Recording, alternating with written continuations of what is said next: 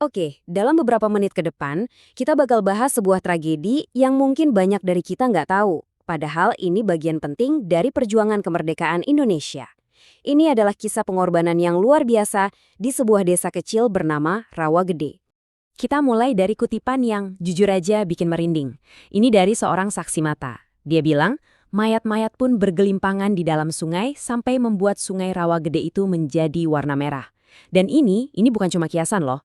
Ini adalah gambaran yang benar-benar terjadi pada 9 Desember 1947.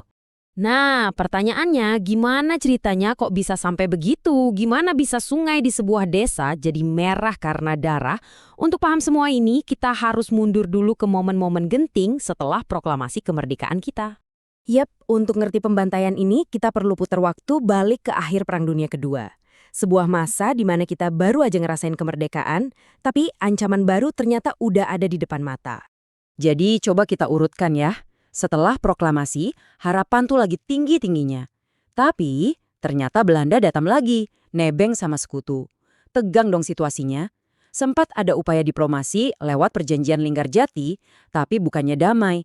Perjanjian itu malah jadi kayak bom waktu. Cuma beberapa bulan, Belanda ngelanggar gitu aja dan langsung nyerang. Perang besar pun pecah lagi. Nah, ini dia nih biang keroknya. Dua pihak tanda tangan perjanjian yang sama, tapi cara mereka memahaminya beda banget. Buat Indonesia, ini artinya Belanda udah ngakuin kemerdekaan kita. Tapi buat Belanda, ini cuma cara biar Indonesia tetap ada di bawah kontrol mereka. Ya jelas aja gagal kan? Beda pemahaman fundamental ini yang akhirnya jadi alasan mereka buat melakukan agresi militer. Nah, konflik besar ini akhirnya mengerucut ke satu wilayah yang super strategis, Karawang. Dan di sana, militer Belanda punya satu target utama, satu orang yang mereka kejar-kejar, seorang pemimpin perlawanan yang karismatik dan susah banget ditaklukkan. Terus, kenapa harus Rawagede? Soalnya, desa ini bukan desa biasa. Lokasinya tuh pas banget di tengah-tengah kota yang dikuasai Belanda, jadi strategis banget buat jadi pusat komando para pejuang. Dan yang paling penting, warganya tuh loyal banget sama perjuangan.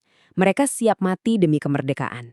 Kombinasi inilah yang bikin Rawagede jadi pusat perlawanan, sekaligus jadi target utama Belanda.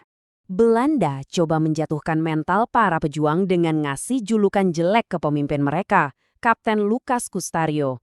Mereka sebut dia begundal, yang artinya preman atau penjahat.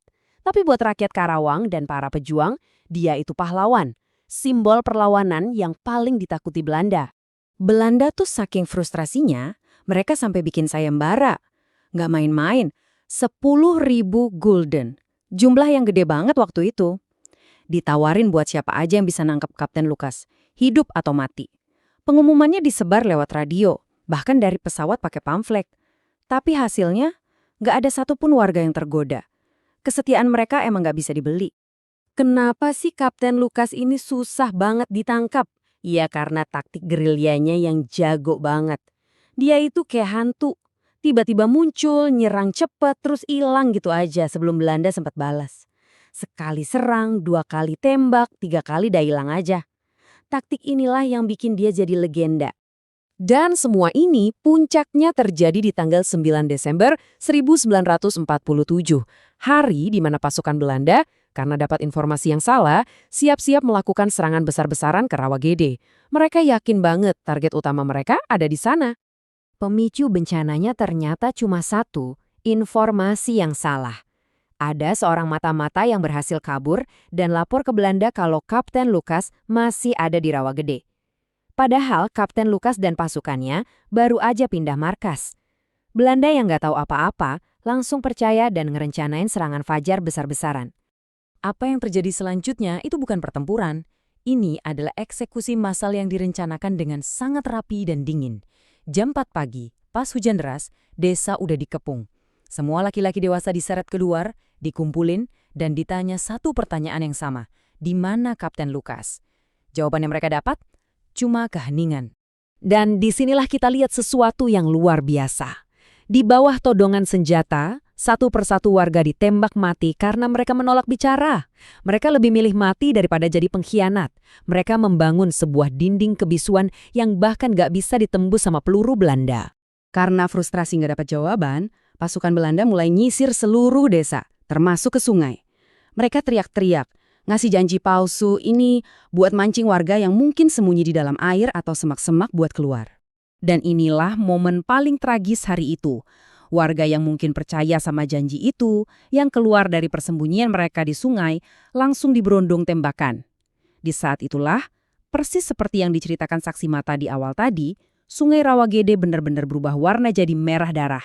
Pembantaiannya akhirnya berhenti, tapi yang tersisa adalah luka yang sangat-sangat dalam dan sebuah perjuangan baru yang panjang untuk menuntut keadilan. 431, itu adalah angka resmi korban jiwa dalam satu hari itu. Bayangin, 431 nyawa. Dan angka sebenarnya kemungkinan besar jauh lebih tinggi, karena banyak korban yang hilang atau hanyut dan nggak pernah ditemukan. Tapi, di balik angka itu, ada cerita-cerita manusia yang bikin hati miris.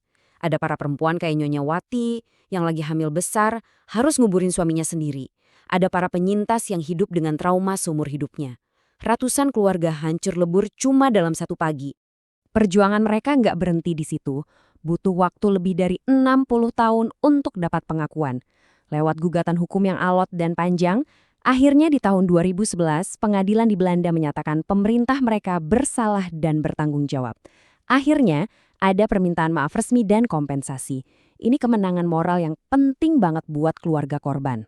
Lalu gimana nasib Kapten Lukas, orang yang jadi pusat dari semua ini? Beliau memang selamat, tapi sisa hidupnya selamanya dihantui oleh rasa bersalah yang sangat mendalam. Dia tahu ratusan nyawa dikorbankan demi melindungi dia.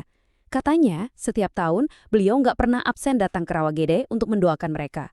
Kisah Rawagede ini jadi pengingat yang menyakitkan. Ini bukan sekedar cerita perang, tapi cerminan tentang kesetiaan, keberanian, dan harga yang tak ternilai dari sebuah kemerdekaan.